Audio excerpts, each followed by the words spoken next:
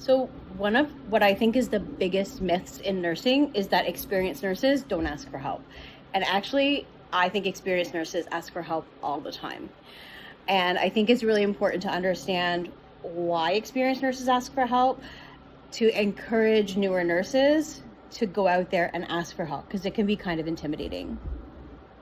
Sometimes new nurses wait to ask for help because they're afraid of looking like they don't know what they're doing, or that they're bothering a coworker, or that they're interrupting somebody, or that they're not able to cope. And actually, that waiting time can put your patient in danger. And so when people ask for help, we immediately know, okay, they're asking us for something. They're not sure about something. And so you're not just coming and saying, I need help, but you're coming and saying, hey, can somebody take a look at this? I'm just not sure. And that tells us, okay, we're going for a second look. Everybody sometimes needs a second set of eyes. And so that's really improving patient safety, especially as a new nurse.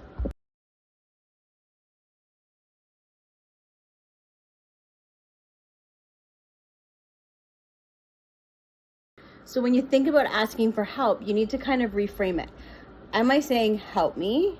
Or am I saying, I need some assistance gathering more information because I'm not 100% on what I've gathered. I want to make sure that the information that I got is 100% right. So you're not admitting defeat, that you don't know how to do it, or that you're not capable of doing it, but rather what you're saying is, I'm uncertain about this finding and I just need somebody to double check it for me. That's it. So if you're not sure how to ask for help, there's a few examples. So for instance, you say, hey, can somebody come and listen to this patient's breathing? I'm not sure if I'm hearing wheezes or wheezes and crackles. It's a bit difficult to hear and I could really use some assistance. So that's a pretty common one. Or if you've got a medication ordered, you're not entirely sure why it's ordered for that patient. And before you go ahead and call the doctor, you want to ask somebody for help. Say, hey, listen, there's this medication order. It's ordered for my patient. It's not a medication. I can't see why this patient has been ordered it. They don't have the background for it. Do you want to just take a look and let me know if maybe you can see something I'm missing? Or, hey, listen, the vital signs are totally normal.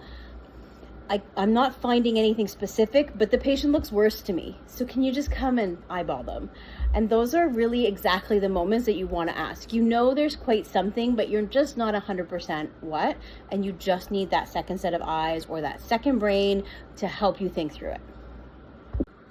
Even experienced nurses will ask for help. So I haven't seen this diagnosis in a long time. Hey, the patient in room X, have you guys seen this diagnosis before? Can you give me a hand? Maybe I'll look up a policy. So that's very common. If a patient is deteriorating, 100%, you're going to want your charge nurse to come in, take a look at the patient. You're going to need more support, so you're going to bring people in, and ideally you want to bring them in before the patient has completely deteriorated, so that everybody has an idea. Definitely unusual medications. If you're not 100% sure of a medication or why you're giving it, don't give the med, ask questions. You could harm your patient by giving it. You're not going to harm them by waiting a couple of minutes and figuring it out and making sure you've got the right medication. The other one is equipment issues. So you go in, the patient has a piece of equipment that you're not familiar with, or that you haven't used before. So you go, you ask somebody else for help. Or just in general, a diagnosis you haven't seen in a while or you're not familiar with. So you say, hey, I'm going in to see this patient. They have this diagnosis. Do you know anything about it? Can we talk through it?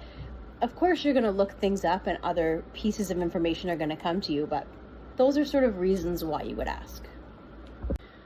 So typically when I'm looking for somebody else to take a look, instead of saying, hey, I need help, unless I'm calling for help because something bad is happening, I usually say, hey, can I get a second set of eyes just to take a look at this?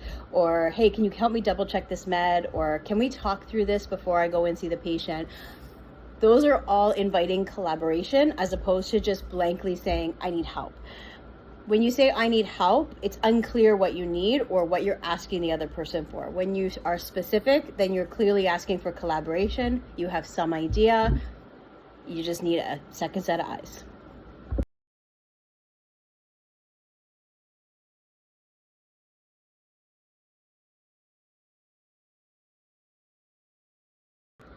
So, overall, asking for help, really important skill. Learn it quickly and early. It's going to save you a lot of headaches.